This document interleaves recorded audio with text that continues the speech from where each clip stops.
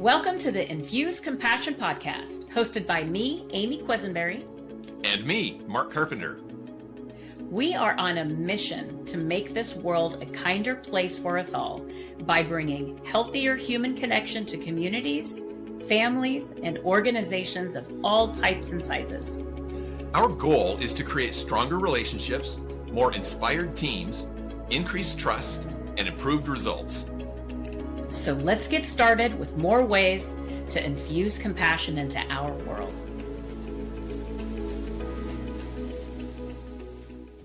Welcome back, Compassionators, to this version of the Infuse Compassion podcast. You know, I just had this thought. If some of you are joining us, you may wonder about that word Compassionators. We always refer to our listeners as Compassionators because as you have joined us on this podcast, you are opting in to compassion. That's what it takes. It takes opting in and being intentional about making the world a more compassionate place through single individual acts and on a regular basis. So we're just so glad that you've joined us and joined our community of Compassionators. We have a wonderful guest with us today that I'm really excited to learn from. And I am going to hand it off to my good friend Amy to introduce her good friend, Dr. John. So we'll go from there. Thank you, Mark. I am incredibly proud and honored to introduce our guest today, Dr. John Rivera. He was raised by a nurse mother and minister father and learned early that a meaningful life means showing up for others. As the oldest child and natural protector, he followed his parents' example into medicine, excelling through school and mentorship under a doctor who embodied everything he aspired to be: compassionate, socially aware, and respected. But 2 decades in corporate medicine took its toll. The calling became a grind. Personal struggles, compounded by the loss of a spouse, left John unmotivated and lost. Through a journey of self-discovery, he found the courage to start his own practice. In that space of freedom, everything shifted. Gratitude became his lens, empathy deepened, and he rediscovered what he had always known, that caring for others is a profound privilege. Today, freed from corporate constraints, he practices medicine with compassion and humanity at the center, the way it was always meant to be. Dr. John, welcome. Thank you, Amy. It's really an honor to be here. And just as you were saying that, I remember having a conversation around a table one of these days with one of our other mutual friends and talking about directions of work and, this self-discovery. And you were a key part of that. And I really, really wanted to say thank you for that. I appreciate that. Thank you. Thank you so much. Yeah. So, well, thanks for having me. This is a lot of what I'm doing in my career right now is basically rooted in this transition I had from this daily grind of going to work, completing tasks how do I say, following the letter of the law rather than the spirit of the law. I completed what I had to do, but couldn't wait to get out of there as soon as possible. And my career was taxing. It could greatly contribute to my mental health, to my overall outlook on life and career and where I was going. And it was really, really unsatisfied. And it was really sad and disappointing because I started off as this 30-year-old guy who was wanting to go out and save the world and do all these great things for people, and that idealistic young man was nowhere to be found. And it took a lot of things to get that turned around. So the self-discovery, Yeah. So much of your journey of getting to where you're at right now was doing the work, the self-discovery. Mhm. Do you want to share any of that, of how you were able to transition to this liberated, empowered, truly fulfilled. I mean, I feel like the life you're living is fully in alignment with your values, and you are living the life, being the doctor that you are meant to be. Can you Yeah. talk a little bit about that? Yeah, so after doing this for over 2 decades, you can't do that for 20 years and not take a toll. And like you mentioned, a loss of a spouse to cancer, in 2009, in 2011, I'm sorry. You know, working through this practice that it was, I was working through another private practice, but not really seeing any growth opportunities. Um, uh, all of this took a mental toll, and I had to come to this point where I either was going to continue what I was doing and possibly you know, uh, end up in a situation where I couldn't get out of, or I could try a different direction, or try a whole new career, and all of that stuff is really, really hard to deal with. I had a breaking point where I had to really focus on my mental health, and in that process, um, it kind of broke down to a few things. Um, what was I doing it for, and why was I showing up to work every day?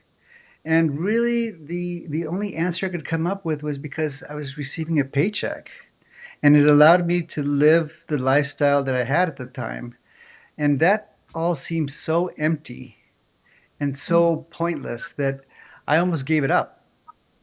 Um, it took me really taking a look at what were the important things, taking shifting my perspective. What are the important things in life, and what do I have, and what do I don't have? And I had to once I took there was a whole paradigm shift in how I was looking at my life, and I recognized that the important things in my life I had around me, but I wasn't present for them. I wasn't mindful. I wasn't acknowledging them. I have a daughter who I co-parent with. I have friends that love me. I still have two parents that are alive and that are near. I had my general health. All of these things that were more important than this career, than this paycheck, than this job, this title that I had. That it really gave me huge pause. It made me put all of my priorities and mix them all up and I finally had to come out, and going through this process of this, taking a break from my mental health, looking at my career, looking at things that were important, and something that really struck out at me is at the time there was a friend of mine or acquaintance of mine who was given a diagnosis of pancreatic cancer around my age, and it really struck me because once we get to our age, you start to have more and more people that are dying, having cancer. So I thought, well, when you're younger, death is so far away from you, and now suddenly here was someone that was my same age with this terminal disease, and I started to think, well, what would all of this matter? What would this paycheck, this place that I live, this car that I drive, all these titles and external things matter if I knew that I had 3 weeks to live because pancreatic cancer is aggressive and you die from it. And I thought, well, the only thing that would really matter was I'd want to hug my kid. I'd want to break bread with my friends. I'd want to see the sunset. I'd want to hold hands. Um, Makes me emotional thinking about it because it's just like a really really big paradigm shift. And I recognized that I was putting value into something that wasn't worth it. Um, and so it made me question, well, why am I doing this? Um, and I realized that I lost the motivation. I lost that idealism. I lost the whole purpose of why we have that Hippocratic oath, and that's to take care of others, And I started to see. I was fortunate. I was able to come around and see that my job is not just a job; it's a calling, and something like what my father was. My father's a minister. He had a calling. My mother's a nurse. I started to see as a job that I get to do. It was a privilege to do it, and that I was in a special position where I was there to help other people. And all of that sounds, nice and a nice Hallmark card or whatever. But the bottom line is that I wasn't bringing my spirit and soul into work. I was just showing up, finishing the day, signing off, and going home. And all of that changed. Um, and it took some work, it took some personal work. It took a lot of work with my career, a lot of work with my job. And then finally it took me taking a huge risk and deciding to go off on my own. And it was scary, going 24 years just collecting a paycheck, not having to worry about volume or sales or anything. You just show up, you get your salary, you go home. Show up, you get your salary, go home. And suddenly, it's a different environment. But I had set up some things into place, primarily social media. I'd been working on that, where I was able to take a break for a couple of months, and I quit in May, and by July, I'd opened my doors, and I was running a full practice within a couple of months. But my way of practicing changed. I uh, I was tired of having to rush through patients. I was tired of having so many patients that I didn't know anybody's name. I was tired of having to turn people away because they were 5 minutes late to their appointment or 10 minutes late to their appointment. It was difficult, so I decided to start this kind of concierge model where I give my new patients an hour of my time. My follow-up visits are 20 to 30 minutes, and really focused on three main categories. One was concierge prenatal care, another one was hormone replacement, and another one was medical weight management. But all within the lens of this whole person care. This idea that no system is separate from the other. And particularly in my case, my logo is a three-leafed like a lotus, and it's a mind, body, and spirit. So as a physician and as physicians for 20 years, all I addressed was the body: medication, surgery, prescriptions, protocols. I did just enough to cover my liabilities and go home.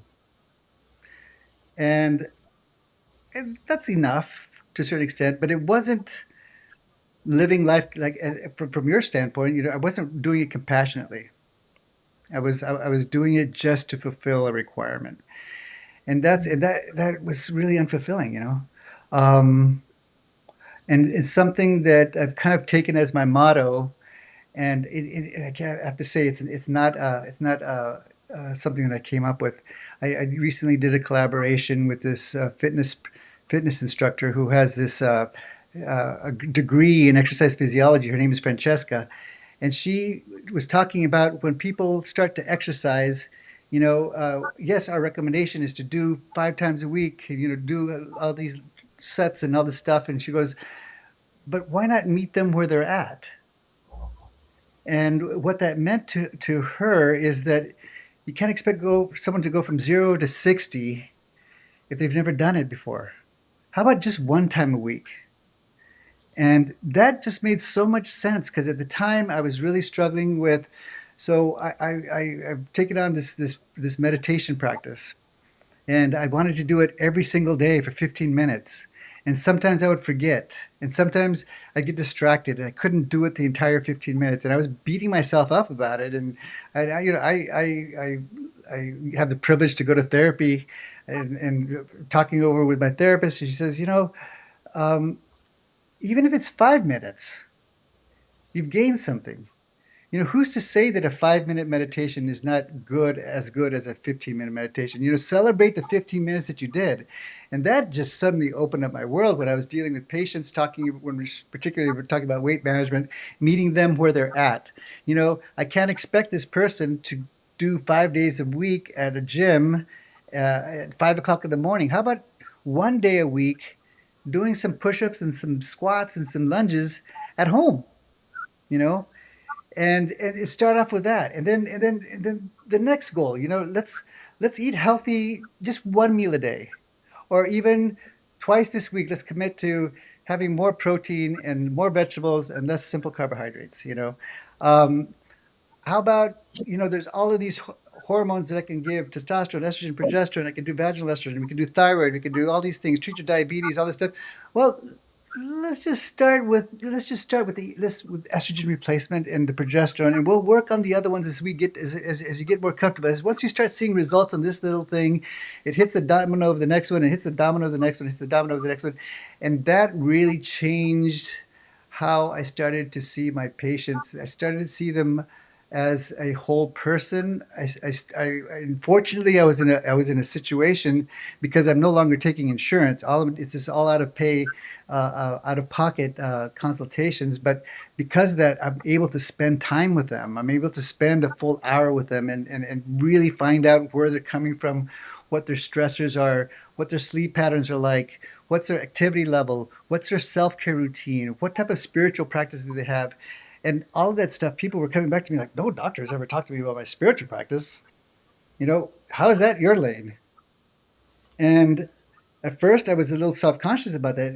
They're right. What business do I have to talk to people about their spiritual practice? Um, the only reason I was able to do it is because I had started my own meditation practice myself.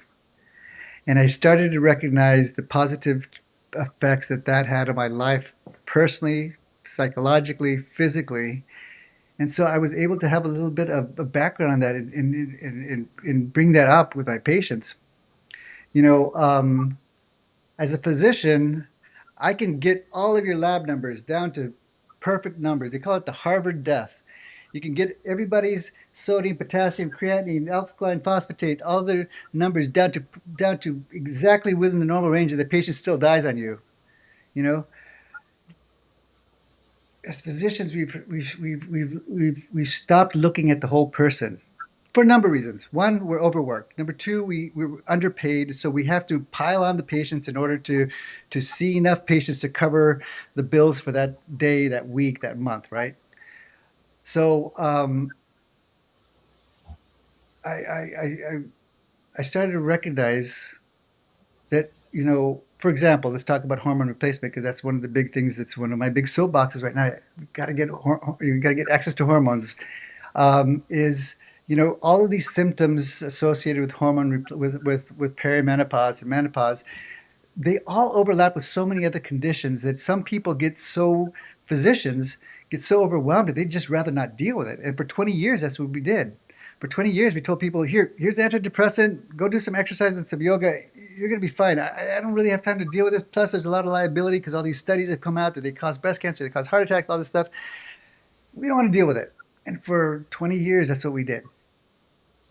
Recent studies coming out showing the difference between synthetic hormones and bioidentical hormones, the mode of delivery, reworking the numbers of those studies that were done in the early 2000s. We actually recognized that actually bioidentical hormones, not taken orally, but taken through the skin or taken through a pellet, through injection, that they actually reduced your risk of breast cancer, reduced your risk of heart attack. The testosterone wasn't a male hormone, it was a human hormone, that you needed testosterone. Both men and women needed testosterone in order to maintain strong bones, to prevent dementia, to increase skeletal muscle mass, to improve your metabolism.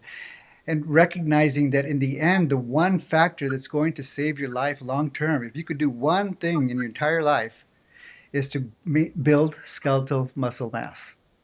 It's been associated with improved metabolism, with better heart health, with better brain health, with less fat, because you have more muscle, you naturally will have less fat. We know that excess fat is associated with breast cancer, with colon cancer, heart disease, blood clots, inflammation, all of these things. These are big buzzwords we're hearing right now in health and wellness. There's like one thing that you could do is increase your skeletal muscle mass. And so all of the stuff that we talk about are to maximize your skeletal muscle mass. Bottom line, going back, I started to recognize that sleep, poor sleep habits. If you're getting 7 hours plus of sleep a day, uh, that can help you significantly. People that sleep less have higher cortisol levels.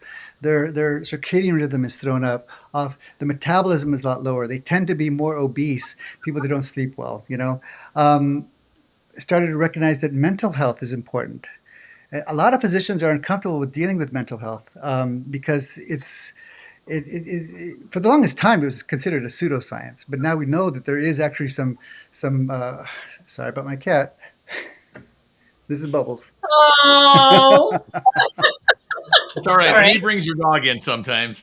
They're So we part of our life. started we started to recognize, if I looked seriously at this mind, body, and spirit perspective, we know for a fact that mental health definitely affects our physical health. There's studies that were done where people undergoing cancer treatments, and they had two arms, one arm that had some spiritual connection or mental health support, the other arm that did not.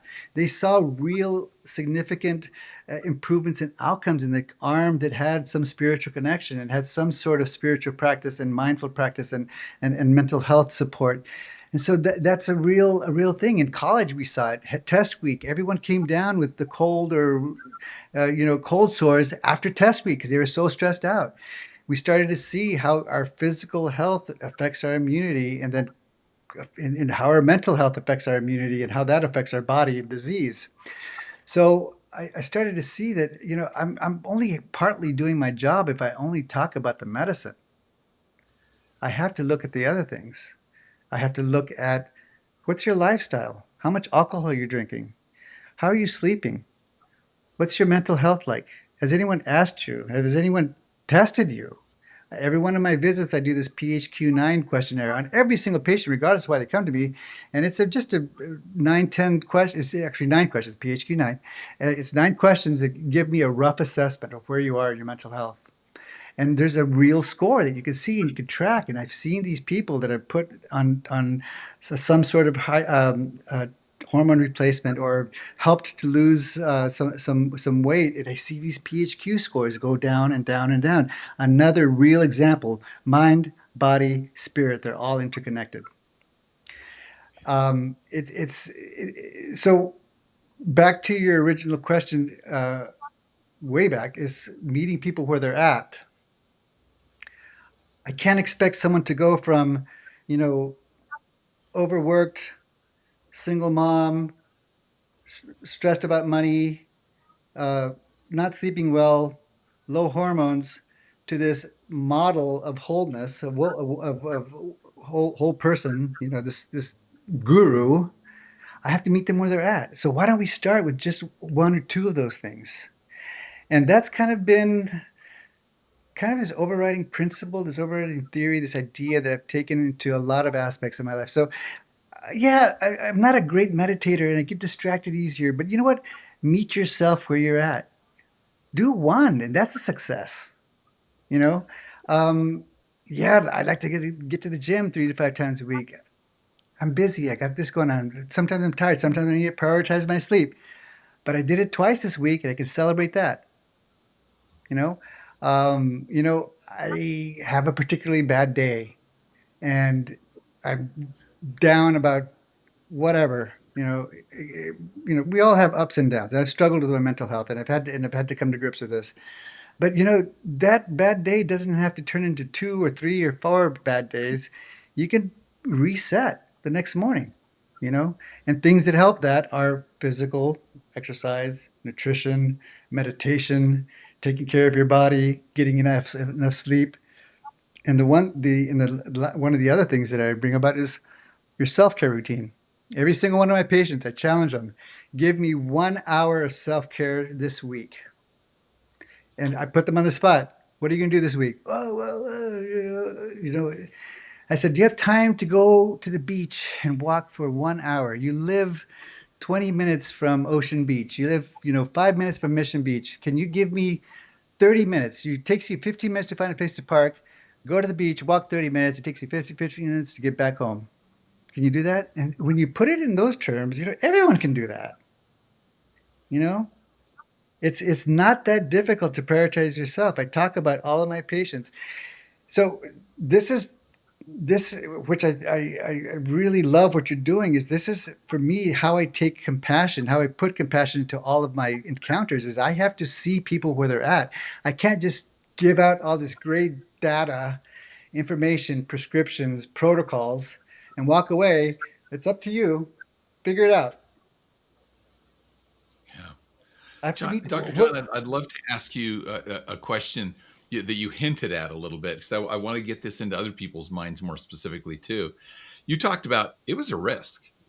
It's a risk going from that daily grind where you know you got this solid check coming in to I'm going to do something different that cares for the whole person, that is going to maybe take more time per patient, which reduces the number of patients that I can have. And so there's a risk. Is it going to work? Am I going to be able to live on this?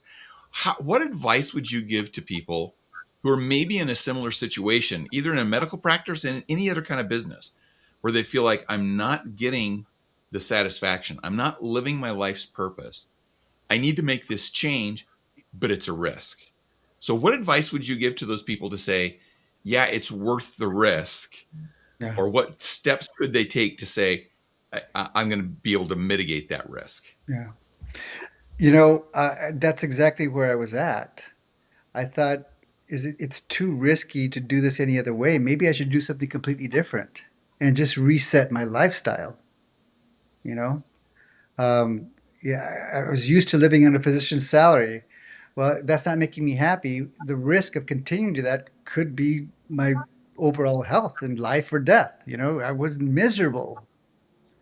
So maybe opening up a bookstore and living way under the way I'm living now, being okay with taking public transportation. I had to look at all those things, but then I remembered that 30-year-old guy that graduated in 2000 from residency, and I remember that gusto I had for work, and for I was so excited to do all these great things, and I remembered that guy, and I remembered, would he be okay with me giving all this up?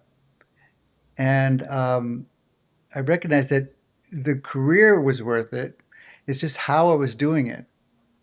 And that's when I really had to look at the risk, what if? I have a mentor, a good friend of mine, Stan, who has been really instrumental in me moving forward with all these things. He said, you've done all the steps, you've done all the work, you've got the education, you've got the personality type, you've got the skills, you've got the experience. You show up. If the right door is meant to open, it's going to open. You know, it's not a complete gamble. You've got some background, you've got some homework done, you've got some of the stuff done. Uh, you know, the right door will open, and if it closes, that's not a bad thing. That's just your universe, your benevolent spirit, as I call it, is telling me that wasn't the right door. Maybe it's going to be this one. Not assigning it good or not assigning it bad. It just is. Looking at it with unconditional friendliness. So when you ask how did I assess that risk, I didn't know whether I was going to be successful or not. I had no idea. I felt like I can't let this occupation go just yet. Let me try it this way. And I guess that's kind of an entrepreneurial spirit. I didn't really think of myself as an entrepreneur, but someone pointed it out. That's basically an entrepreneurial spirit. You see a need and you fill it, and you don't know if it's going to work, but you try it. And so far it's worked. Well, and because I know you outside of this, right? I know that a dear mutual friend of ours was such a safe place for you to go talk through this with. And I point this out because when we keep the stuff in our heads, sometimes it jumps around like a stone. But when we can get it out and speak to somebody that we trust, that we care about, that we respect, that knows us, right? Eduardo knows your spirit. He knows your soul, right? And this beautiful, safe place to go, and he was the one that was like, hey, wait a second, we can figure this out. We can figure this out, right? And so having that safe place. John, Dr. John, honestly, I could listen to you talk for hours. I There's a doctor in my life that on next week's episode I'll be sharing this, but there's a doctor that I have in my life that did something, practices medicine the way you practice medicine, and I'm telling you, this doctor saved my life. This doctor saved my life, and I can't thank you enough for doing the hard work, for making the changes that you needed to make to find this version of you that you were meant to be, and then how many lives you're changing as a result of that. Where can people find you, John? Dr. John. I call you John because I call you out of work, but I that's what I call you outside of this, but I want to be respectful. Dr. John, I where can people tell all my friends and my patients, my friends call me John. You can call me John. My work isn't work, man. It is fun. It is fulfilling. I love going to work now. And that's I say that with complete honesty. It is a privilege for me to I get to go to work today. I work I'm affiliated with Sharp Chula Vista down in Chula Vista, California. My office is adjacent to the hospital. You can find me on Instagram, TikTok, Facebook, all of these, YouTube under Rivera OBGYN. And all my contact information is on riveraobgyn.com. beautiful. Mark, I'm going to turn the last question over to you. Oh, it's always a privilege to ask this last question. Dr. John, what is one tip that you could give to our listeners, our compassionators, to help them infuse compassion into their lives this week? Um, I'm gonna recycle, but either meet yourself where you're at or meet people where they're at. That takes compassion to see their point of view, see what baggage they're bringing to the table. Sometimes their reaction isn't. Don't take it personally. Sometimes your reaction has some completely nothing to do with you.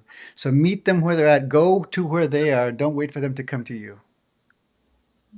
Love it. And I actually love that you added in there, meet yourself where you are too. Yeah, Because going back to some of your examples, we beat ourselves up if I can't do that 15 minutes of meditation the very first time. And yeah, we got to, that's self-compassionate too, to meet ourselves where we're at. absolutely. Dr. John, thank you for this wonderful conversation. We so appreciate you taking some time with us. Amy, why don't you wrap it up for us? Oh, Thank you.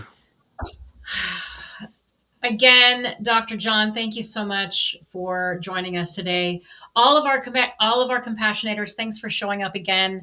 And I hope that you all really listen to the wisdom that was shared today and meet yourself where you are at. When we start with that, it makes it so much easier for us to then begin to meet other people where they are at. Don't forget to infuse compassion first in your lives and then the lives of the people around you. And we look forward to seeing you next week. Bye, everyone. Thank you. Thanks. Thank you for joining us for this episode of the Infuse Compassion podcast. If you enjoyed the conversation, please share a review and like the podcast so other compassionators can join us. Until next time, let's all do something each day to infuse compassion into the world. For more information on our guests, see the show notes. For more information on Mark and Amy, go to infusecompassion.com.